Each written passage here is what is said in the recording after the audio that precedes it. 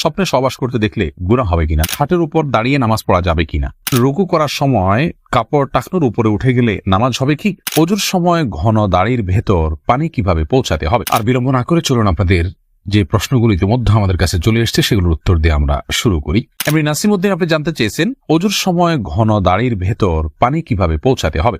দেখুন, পানি এভাবে কোষ করে ধরে আপনি যেভাবে ভিজিয়ে রাখেন তাহলে সেক্ষেত্রে যত ঘন দাড়ি হোক না কেন গোড়ায় চলে যাবে। এরপরে রোজি আপনি জানতেছেন রুকু করার সময় কাপড় টাকনুর উপরে উঠে গেলে নামাজ হবে কি। দেখুন, রুকু করার সময় যদি টাকনুর উপরে কাপড় উঠে যায় তাহলে সেক্ষেত্রে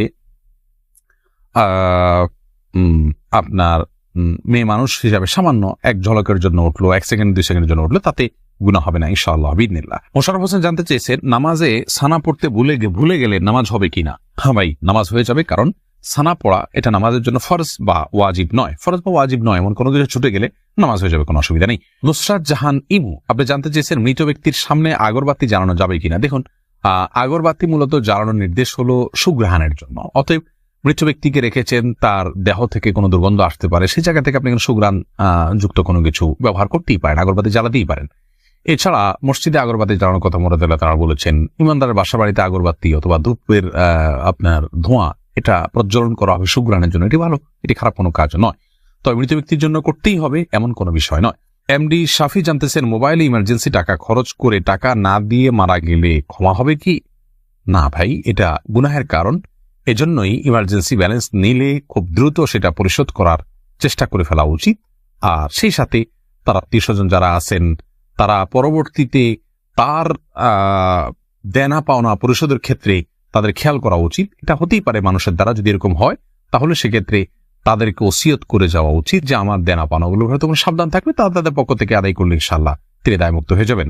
এরপরে বোন সাদিয়া ইসলাম জানতেছেন লোকমুখে শুনেছি জীবদ্দশায় 1 কেজি সুরমা লাগালে সে জান্নাতি, এটা কি সঠিক না বোন? এরকম কোনো কথা নেই যে 1 কেজি পরিমাণ সুরমা লাগালে সে জান্নাতি হবে। তবে হ্যাঁ, মৌলিকভাবে সুরমা লাগানো রাসূল আকরাম সাল্লাল্লাহু আলাইহি ওয়াসাল্লামের সুন্নাহ এবং সে বিষয়ে নবী সাল্লাল্লাহু আলাইহি ওয়াসাল্লামের সুস্পষ্ট নির্দেশনা রয়েছে। আমরা সুরমা লাগাবো আমাদের সাধ্য অনুযায়ী, তবে 1 কেজি পরিমাণ লাগাতে হবে এমন কোনো কথা নেই, এটি মন গড়া কথা। নাহিদ নোমান জানতে চেয়েছেন কোন কাজ করলে পরিবারে অশান্তি দূর হবে ও আর্থিক সচ্ছলতা ফিরবে। ভাই নাহিদ, এর জন্য আপনাকে আমি পরামর্শ দেব 2টি কাজ সবচেয়ে গুরুত্বের সাথে করার। এক হলো দুরূদ শরীফ, আর একটা হলো ইস্তেগফার। এই 2টি জিনিস আপনি বেশি বেশি করে পাঠ করবেন। রাসূল আকরাম সাল্লাল্লাহু আলাইহি ওয়াসাল্লামের হাদিস থেকে বোঝা যায় দুরূদ এটা বেশি বেশি করে পাঠ করলে মানুষের বিপদ আপদ দূর হয়, পেরেশানি থেকে আল্লাহ তাআলা মুক্তি নসিব করেন। ইস্তেগফারের ক্ষেত্রে আল্লাহ তাআলা বলেছেন সূরা নূহের মধ্যে ফাকুলতু আস্তাগফিরু রাব্বাকুম ইন্নাহু কানা গাফফারা ইউরসিলিস সামাআ আলাইকুম মিদরারা ওয়া ইউমদিদুকুম বিআমওয়ালিন ওয়া বানিন ওয়া ইয়াজআল লাকুম জান্নাতিন ওয়া ইয়াজআল লাকুম আনহারা।